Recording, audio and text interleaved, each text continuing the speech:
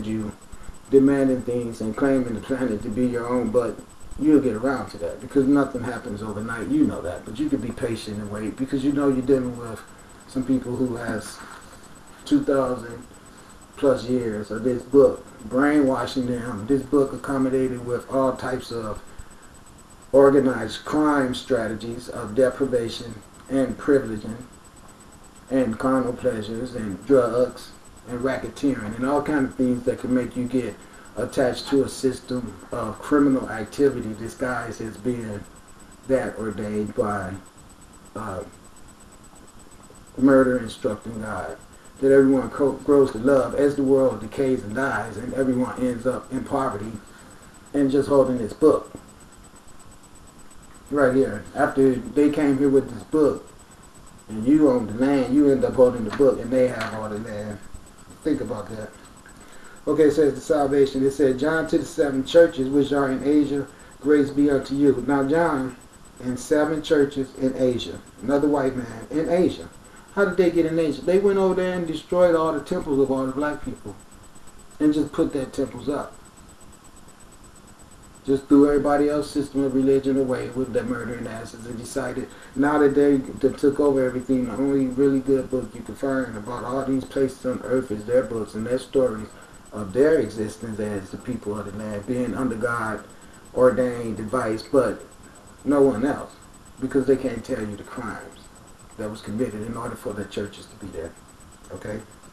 Okay, be unto you in peace from him which is, and which was, and which is to come, and from the 7 spirits which are before his throne. Now listen, I tell you guys that I come here with the 7 cosmic forces, and you see the X over my head. So see, now they talk about the 7 spirits in here, but I'm telling you about my 7 cosmic forces and how I'm going to use the element to eradicate all my opposition that think they're going to be causing an opposement to me repairing this earth. Because see, my assessment of the earth is my judgment of the earth, because I'm going to give a report back to my mother, the son, about what I believe should be done, and that's what's going to be done. Now a lot of people can't understand that. I know that because I have trouble having places to live and this and that, because nobody just want to understand the true reality of things being the way it is. But see, that's why they always tell you that your heart is what's going to be judged in the last days. So I come down here with everything that's necessary to make people that's based on hate even more.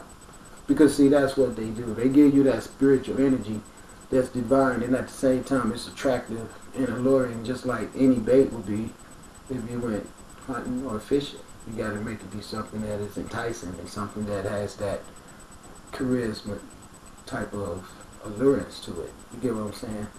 Because if it had that, then it can manipulate, whether it be for good or bad. So the universe always sends divine stars to this earth, but it's the earth that corrupts the stars. See, the reason why the God Asar, I say a star at the same time, the God Asar is holding his hands like this, like that, meaning he got everything in his hand, you see, and while he's holding his hands like that, you can see the star in one of his hands.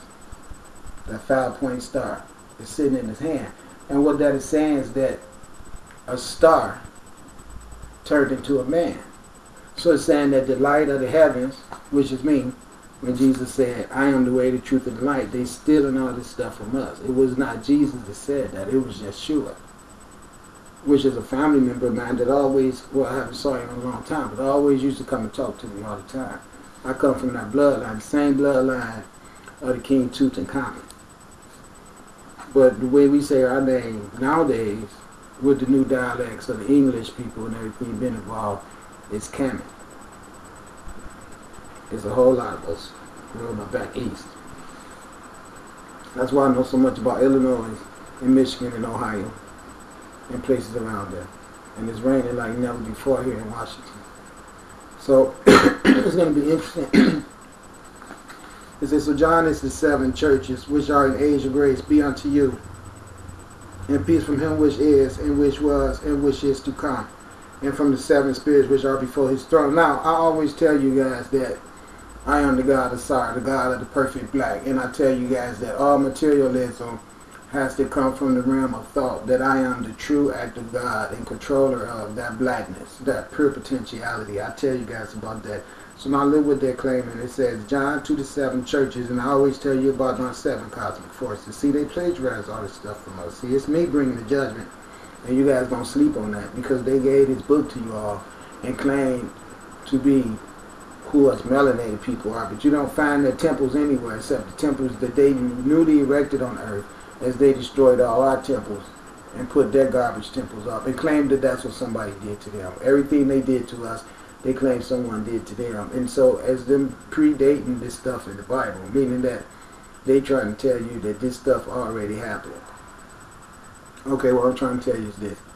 If this stuff already happened, it's going to happen again.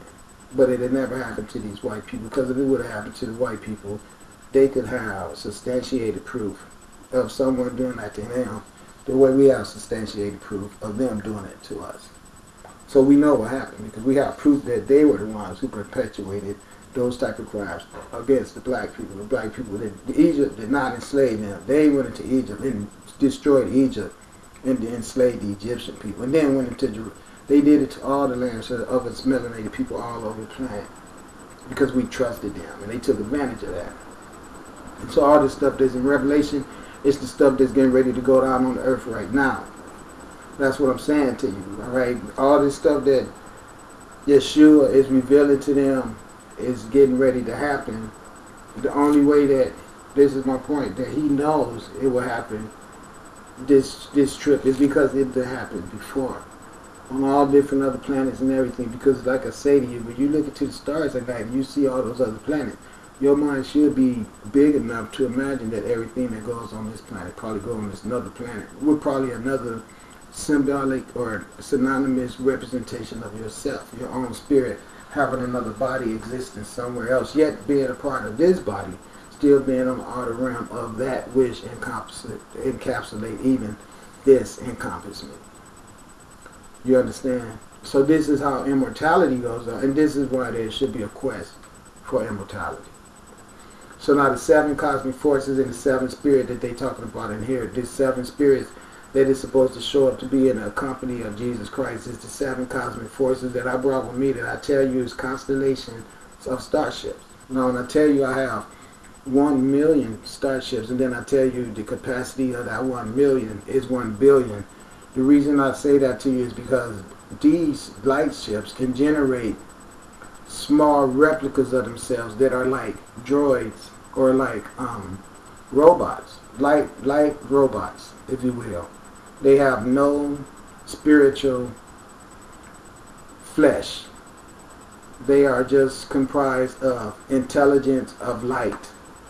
And this light knows itself to be the light that can take on any manifestation necessary. So it has no fear of dying, because it knows itself to be what you guys call angels, is what these lights are that's flying around this earth, assisting me and causing these weather for me. It's going to make it rain so that trees and everything can grow around your houses.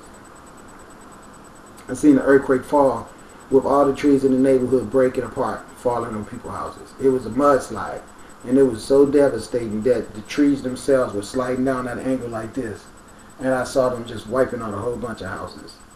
And I don't tell people about that because I'd be mean. If I tell people about it, it disturbs the possibility of it happening. So every time I give you a prophecy and tell you something bad going to happen, believe it or not, you should be happy that I'm doing that. Because the ones I don't tell you about is the ones that's the dangerous ones that's more likely to happen. Even by telling you something's going to happen doesn't totally eradicate the possibility of it happening. But I know by telling you about a dream, it's because of using the energy to speak on it happening. It could have happened just by me speaking about it, because words create actions. So my talking about that could be the necessary action enough to make that be impeded from actually needing to become a physical issue of activation or actualization. That's what I'm trying to get at. Words have power. Trust me, they have more power than you could ever imagine. Alright, so now, here we go. It says, John to the seven churches which are in Asia grace, he unto you, and peace from him which is, and which was, and which is to come, and from the seven spirits which are before his throne.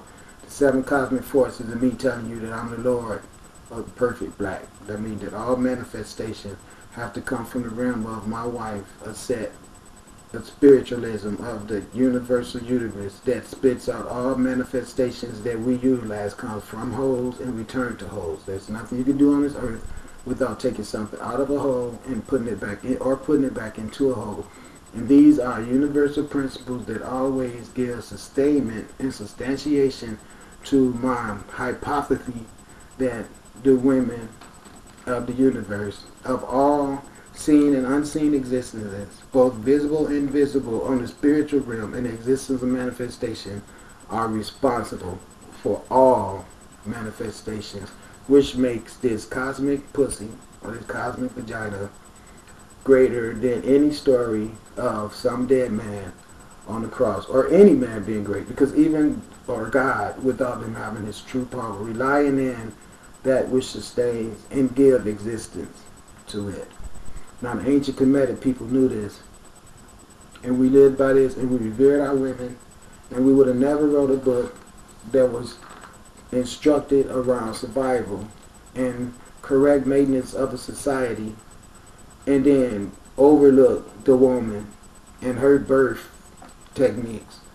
There's been a major contribution to all existences the way this book has done. It has been scornful, and it has shown a whole lot of disrespect for your mothers and your grandmother and your daughter and your sisters and your nieces and your aunties and all of that, your girlfriends, and everything that we know happens to be of the persuasion of the feminine existence that contributes to the world by producing masculine, feminine existences, known as men and women, or women and men, alright? So it says, and from Jesus Christ, who is the faithful witness, and the first begotten of the dead, and the prince of the kings of the earth, okay? Unto him that loved us and washed us from our sin in his own blood. Now see, let me explain something to you so you can understand. You are not going to take somebody's blood and bathe in it and think you're going to be washed clean by that. No, see, the only fool who will believe that is somebody that's brainwashed by belief in whiteness being purity and cleansing.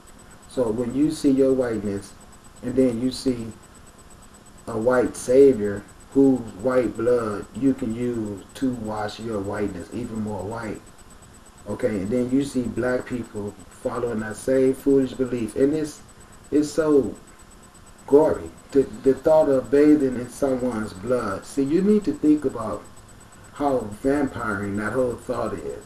If you would take, it would take so much blood for you to wash yourself clean with that blood. And then what do? Leave the blood on you forever? Now everybody knows the ideal of washing yourself in blood and then not going to find the proper washing technique, which is involving soap and water. If you really want to know what you do to wash yourself, you use soap and water. You don't use blood, even if someone has given you a foolish concept of someone's blood being that pure that you can wash yourself clean with it. No, because see, that just doesn't make sense. There's nothing pure about washing your body in blood. We all know that. And if it's a spiritual washing, then it should not have a personification that is required, because we all know that spiritual existences does not necessarily need a personification. Now you can have spiritual existences that comes under different attributes and different arrangements of need of these attributes. Therefore, you can have a system of explanation that can be explained through implementing, incorporating, or the employment of different facial characteristics of anthropomorphic or zoomorphic identity icons or logos to help explain